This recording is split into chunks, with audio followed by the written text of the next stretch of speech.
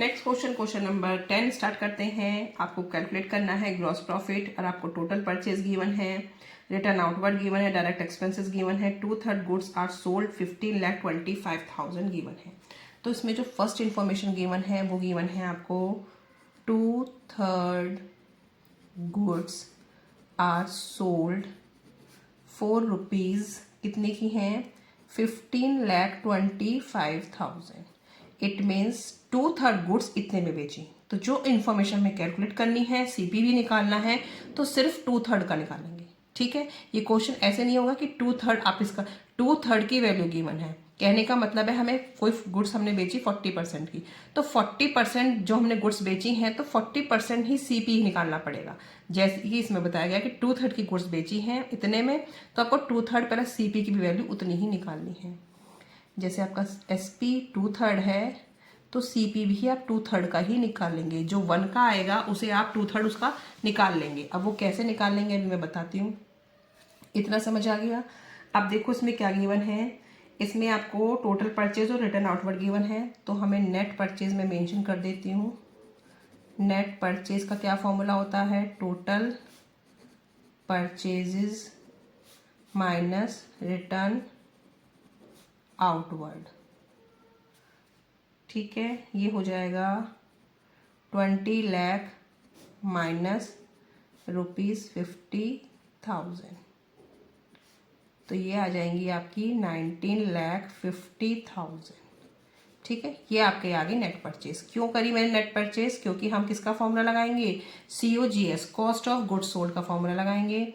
इसका फॉर्मूला क्या होता है, opening stock plus net purchase, net purchases plus direct expenses, ये डी बनाया मैंने, direct expenses minus closing stock. ये फॉर्मूला आपको लर्न हो जाना चाहिए क्योंकि बार बार रिपीट हो रहा है। अब आपको जो भी इंफॉर्मेशन है उसी के अकॉर्डिंग आपको COGS कैलकुलेट करना है। ओपनिंग स्टॉक नहीं दे रखा है क्वेश्चन में तो नहीं डालेंगे, नेट परचेज दे रखा है तो उसको डाल देंगे 19,50,000। डायरेक्ट एक्सपेंसेस दे रखे हैं 1,50,000। क्लोजिंग स्टॉक नहीं है, इसको छोड़ देंगे ऐसे ही। ठीक है, जो भी इंफॉर्मेशन थी हमने वही डाल दी। ये आ जाएगा आपका 21 लाख। ठीक है, अब ये वैल्यू जो आई है पूरी 100% की आई है, कहने का मतलब है 1 की आई है पूरी की पूरी की। अब हमें इसका 2/3 की निकालनी है, 2/3 ऑफ COGS, तो ये आ जाएगा 21 लाख। COGS इक्वल टू, हम इसका 2/3 कर लेते हैं, ये आ जाएगा 14 लाख। 14 लाख 2/3 की वैल्यू आ गई। 2/3 सेल्स इतनी है, 2/3 सीपी इतना है, तो क्या करेंगे, ग्रॉस प्रॉफिट का फॉर्मूला क्या होता है, gross profit equal to SP minus CP. SP कितना था, 15,25,000 जो गिवन था, माइनस 14 लाख। ठीक है, आप रुपीज़ हर जगह मेंशन कर देना। ये आ जाएगा 1,25,000 माइनस करके। हमें ग्रॉस प्रॉफिट निकालना था तो हमने निकाल लिया। इसमें क्या नया था, इसमें 2/3 का माल बेचा था, तो 2/3 का माल जो बेचा था, गुड्स बेची थी वो 15,25,000 में बेची थी, तो हमें 2/3 ही सीपी का भी निकालना था।